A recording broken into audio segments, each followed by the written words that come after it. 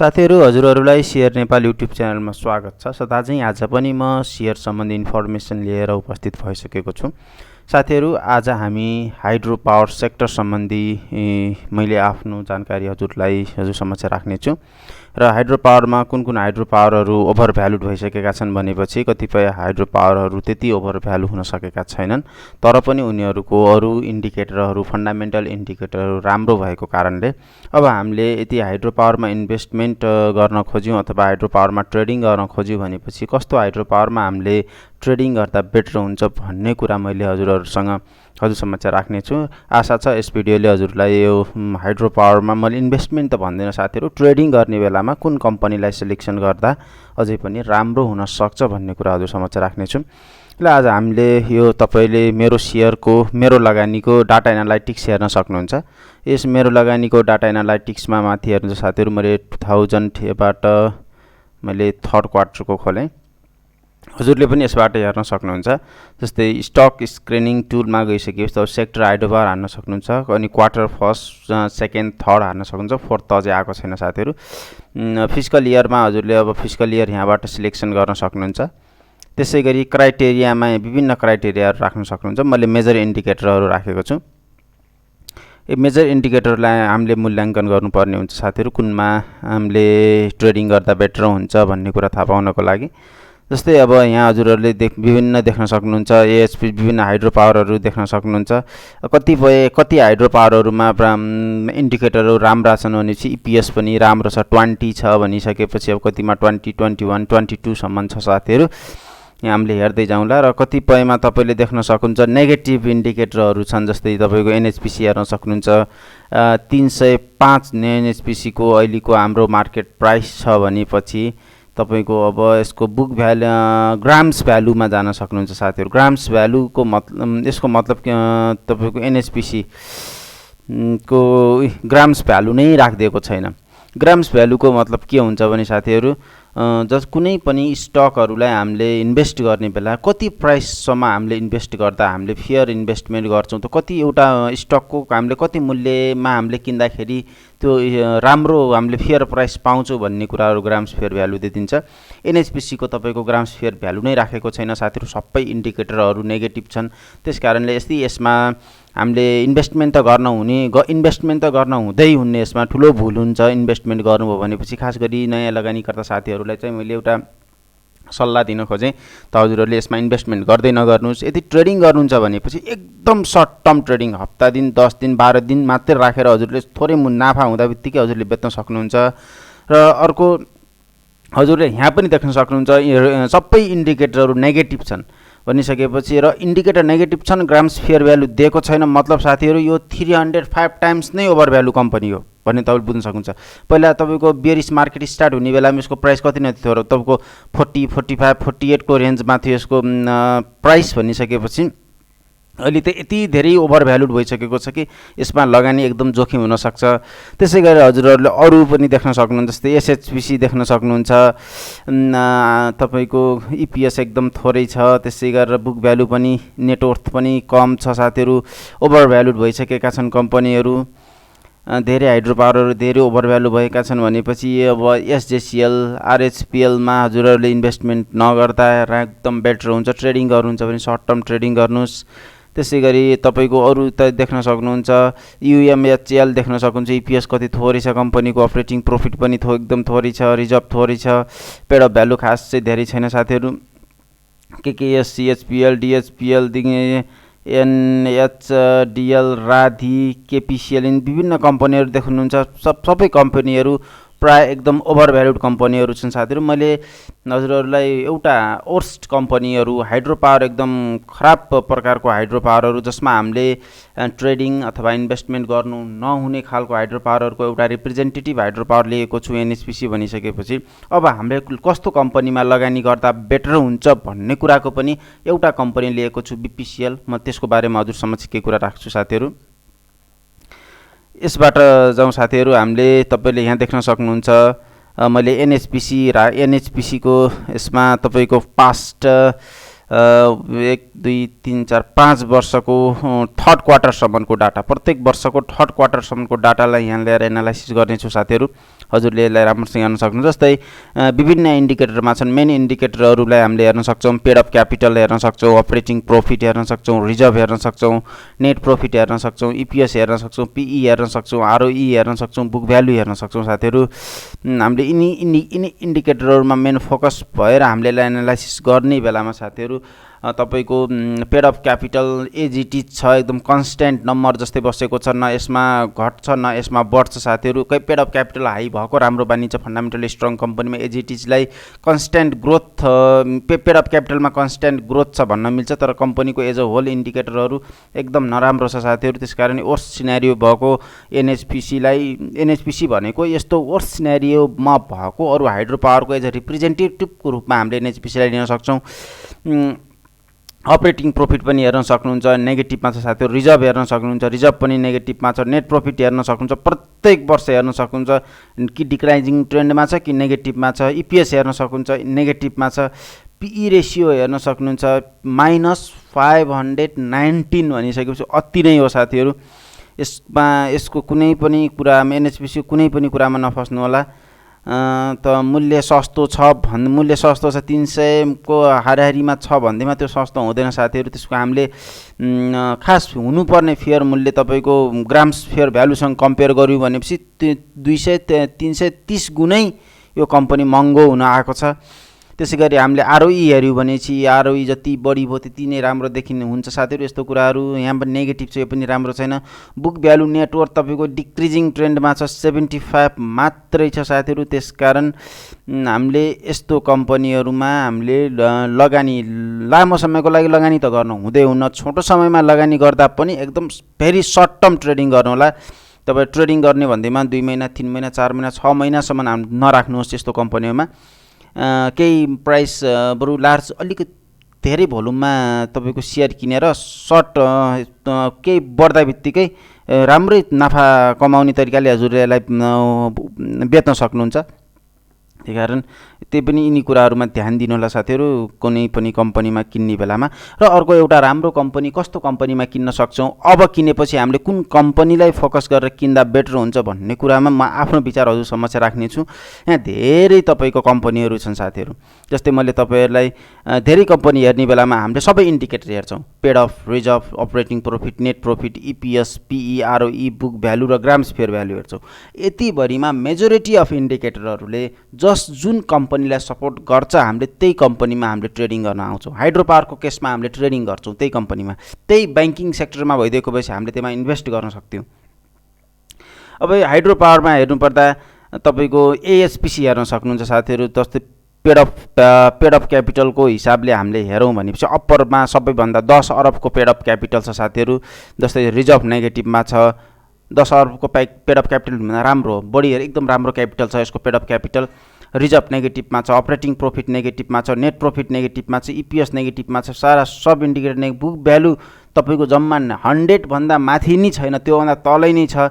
तर तपाईँको यसको ग्राम्स फेयर भ्यालु के को छ दिएको छैन साथीहरू। सबै इन्डिकेटरहरू नेगेटिभ छन्, तपाईँको प्राइस मात्रै माथि उचालिएको छ। त्यसकारण यसको ग्राम्स फेयर भ्यालु सुइटेबल नभएको कारणले कम्पनीले सायद यसलाई पब्लिस नगरेको हुनसक्छ। कम्पनीले पब्लिस गरेको भएको भएपछि तपाईँको यसमा मेरो लगानीको डाटा एनालाइटिक्समा हुन्थ्यो होला र यसले पनि जरुरी ठानिन साह्रै कम भएको कारणले पनि नराखेको पनि हुनसक्छ साथीहरू। यसमा र हामीले बुझ्न सक्छौँ यो एक साह्रै नै ओभर भ्यालु कम्पनी हो।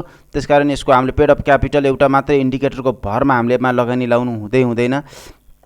यसमा न ट्रेडिङ गर्दा बेटर हुन्छ न इन्भेस्टमेन्ट गर्दा बेटर हुन्छ मेरो आफ्नो विचारमा।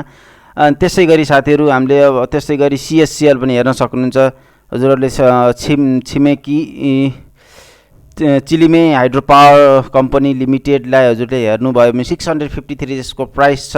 पेड अफ क्यापिटल, रिजर्भहरू राम्रो हाइड्रो पावर हो साथीहरू। त्यसै गरी यसको ईपीएस अलि कम छ, ग्रोथ पहिलाको कम्पेरिजनमा कम देखिएको छ भनेपछि यो पनि 197 छ भनेपछि 197 सम्म किन्दा ठिकै हुन्छ भन्ने एउटा कम हाइड्रो पावर हो यो पनि। तर अहिले यसको प्राइस भ्यालु 653 छ भनेको मतलब यो एक्सेसिभ हाइली ओभर भ्यालुड हो। यसमा अब एकदम सोच विचार गरेर मात्रै हामीले ट्रेडिङ गर्दा उचित हुन्छ भन्ने कुरामा बुझ्नु साथीहरू। त्यत्तिकै प्राइसको भरमा लगानी गर्ने काम नगर्दा उचित हुन्छ भन्ने मेरो एउटा बुझाइ छ। त्यसै गरेर हामीले रिजर्भको हिसाबले हेऱ्यौँ भनेपछि पनि तपाईँको अप्पर रिजर्भको हिसाबले हेऱ्यो भनेपछि तपाईँको बिपिसिएल सबैभन्दा हाइली त्यो छ। तपाईँको बिपिसिएलमा तपाईँको रिजर्भ बिपिसिएलमा टप छ। यो इन्डिकेटरमा चाहिँ बिपिसिएल बुटोल पावर कम्पनी लिमिटेड चाहिँ राम्रो छ साथीहरू। यसमा तपाईँको रिजर्भमा 3 अरब 99 करोड भन्दा माथिको छ। त्यस कारण यसले top first among all the hydro powers top first position acquire गर्न सफल भएको छ भनेपछि बिपिसिएल चाहिँ तपाईँको पेड अप क्यापिटलमा चाहिँ टप 5 पोजिसन एक्वायर गर्न सफल भएको छ। 2 अरब 95 करोड यसको त्यो छ तपाईँको पेड अप क्यापिटल छ। त्यसै गरी तपाईँको अपरेटिङ प्रोफिटमा पनि तपाईँको बिपिसिएललाई हेर्नुहुन्छ भनेपछि तपाईँको सेकेन्ड पोजिसन एक्वायर गर्न सफल भएको छ। बिपिसिएललाई सेकेन्ड पोजिसन छ साथीहरू यो बिपिसिएल। त्यसै गरी तपाईँको नेट प्रोफिटमा हेर्नुभयो भनेपछि तपाईँको बिपिसिएलले 45 करोड रुपियाँ थर्ड क्वार्टरसम्म एक्वायर गर्न सफल भएको छ। अपरेटिङ प्रोफिट एकदम राम्रो इन्डिकेटर हो। अपरेटिङ प्रोफिट भनेको कम्पनीले आफ्नो अपरेसन आफ्नो कामबाट कमाएको पैसा हो भनेपछि साथीहरू नाफा कमाएको पैसा हो। जस्तै हाइड्रोबाट बत्तीको उत्पादन गरेर बिजुली बत्ती बेचेर कमाएको पैसालाई नाफा कमाएको पैसालाई हामीले अपरेटिङ प्रोफिट भन्ने गर्दछौँ। इपिएस हेर्नुहुन्छ भने इपिएस पनि बिपिसिएलको राम्रो छ साथीहरू। त्यसै गरी इपिएसमा पनि बिपिसिएलको टप इपिएस छ अहिले। यसको ग्रोथ राम्रो छ साथीहरू। 15 भन्दा माथिको इपिएस राम्रो मान्न सकिन्छ, यसको राम्रो छ। त्यसै गरी तपाईँको पिई रेसियो चाहिँ 15 भन्दा कम भएको राम्रो मानिन्छ तैपनि कम्पनीको पिई रेसियो माथि नै देखिन्छ। यसको मतलब हामीले 1 रुपियाँ हामीले कमाउनको लागि 24 रुपियाँ हामीले यसमा इन्भेस्ट गर्नुपर्ने हुन जान्छ साथीहरू। तर यसको कम्पेरिजनमा तपाईँको रुरुको कम्पेरिजनमा चाहिँ बिपिसिएल राम्रो छ, राम्रो मान्न पनि सकिन्छ, राम्रो पनि छ साथीहरू। किनकि 1 रुपियाँ कमाउनलाई हामीले 45 रुपियाँमा लगानी गर्नुपर्ने हुन्छ इन टर्म्स अफ पिई रेसियोलाई हामीले हेऱ्यौँ भनेपछि।